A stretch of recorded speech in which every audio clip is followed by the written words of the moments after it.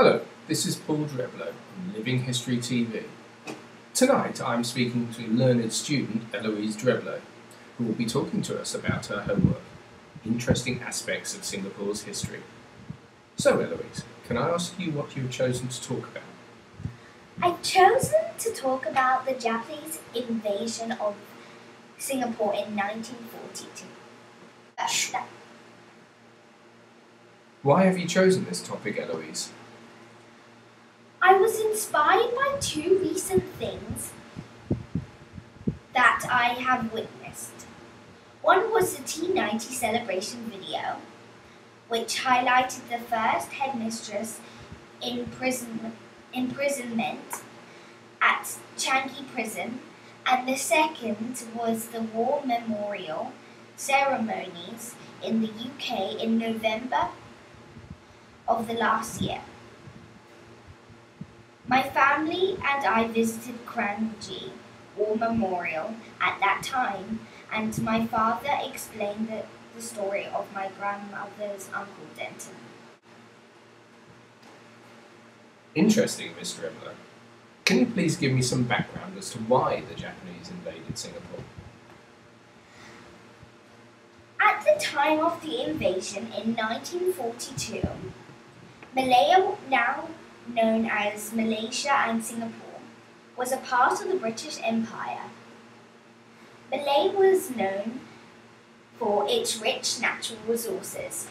In 1939, it produced 40% of the world's rubber and 60% of the world's tin. Japanese expansionists wanted these resources, but there were two more reasons that sealed the approval on the invasion planning that started in early 1941. Japan needed oil. Every drop of oil consumed by Japanese military and industrial captivities had to be imported. Malaya only had a limited amount of oil production, but the peninsula was a perfect staging point to launch and support further invasion of the oil-rich islands of Indonesia, Borneo, and Sumatra, and Java. In addition to this, the Japanese wanted to expand their own empire. Can you briefly describe the invasion, please, Eloise? General Yamashita was given the overall responsibility of the invasion. The troops he commanded were depleted by troops being taken off to China. However, the defences in Malaya and Singapore were equally unprepared for war. Most British Empire troops lacked training in jungle warfare. While Singapore was boasted to be a fortress that could resist an invasion from the sea, defence against a conventional invasion down the Malayan Peninsula was incomplete. The invasion of Malaya began on the 4th December 1941. General Yamashita won an agreement with the Thai government that allowed them to pass through Thailand's toward.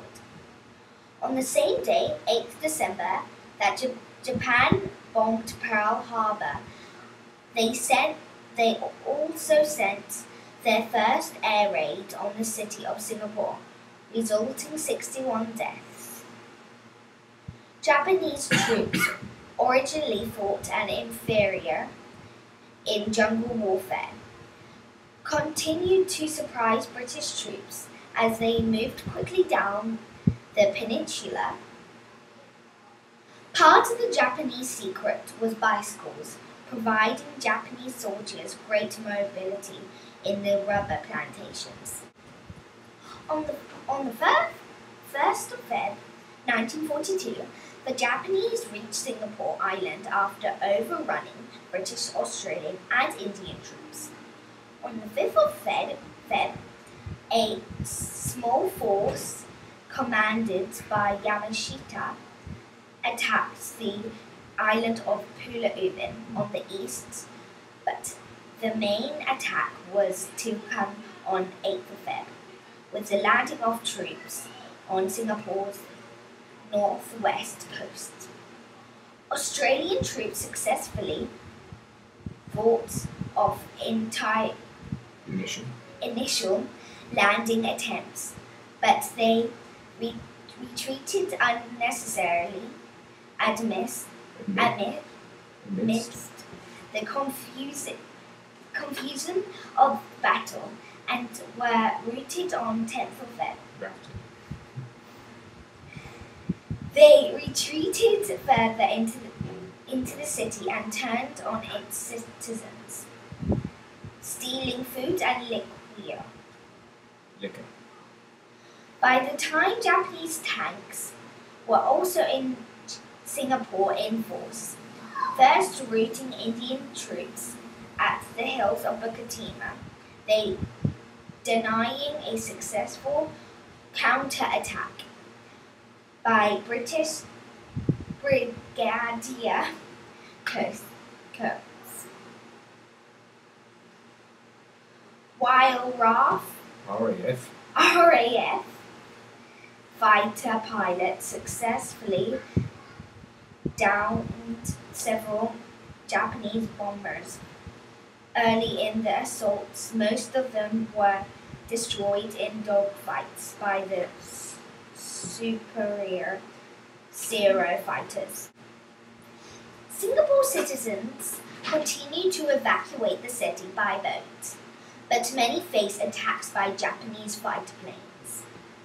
On 14th of Feb, Japanese troops closed into the city and atrocities ensued. For example, Japanese troops entered the Alexandra Hospital, killing over 300 doctors, nurses, and patients, most by bayonets. At 1400 hours on Sunday, 15th Feb, Percival surrendered to General Yamashita, and that marks the fall of impregnable fortress of Singapore. Crikey. At the conclusion of the Japanese campaign in Malaysia, 138,000 Allied troops at the peninsula had been killed or captured. Many of the captured would endure a 4-year-long brutal captivity as forced labour in Indochina. British Prime Minister Winston Churchill considered the defeat at Singapore most of the humiliating British defeats of all time. Tell me a little about the impact on the inhabitants of Singapore. After Percival's surrender, the Japanese army became concerned about support from Malayan and Singaporean Chinese to the nationalist government in China. In a process that the Japanese called Sukching, General Yamashita authorized his men to carry out a purge of Chinese groups that were likely to undermine Japanese occupation. Chinese men with tattoos, communists, and politicians, among others. The purge soon expanded to cover almost all Chinese men. Many Singaporean Chinese men were sent to remote sites and executed by drowning or by machine gunning. Most historians agree that the number killed in the purges was somewhere between 25,000 and 50,000. And what of the British inhabitants, such as those you mentioned earlier on? The Japanese military detained about 3,000 civilians in Changi prison, which was built to house only 600 prisoners. The Japanese used the British Army's Selarang barracks near the prison as a prisoner of war camp, holding some 50,000 allied, predominantly British and Australian soldiers. About 850 POWs died during their internment in Changi during the Japanese occupation of Singapore. However, many more prisoners died after being transferred from Changi to various labour camps outside Singapore, including the Burma Railway and the Sandakan airfield. During the war, Mrs. Griffith-Jones was interned by the Japanese at Changi prison. Throughout her confinement, she displayed the same qualities of organisation and leadership that were a feature of her everyday life. In the course of the imprisonment, she rose to the challenge of the internment and set an establishing school for the internees. My grandma's uncle Denton was also imprisoned in Changi prison and then moved to Burma. He was one of the lucky ones who survived the appalling conditions. However, the horrors that he witnessed remained with him on his return to the UK, and people say that he never fully recovered. That's fascinating. Thank you, Eloise. I appreciate your time with me this evening. Homework has never been so fascinating.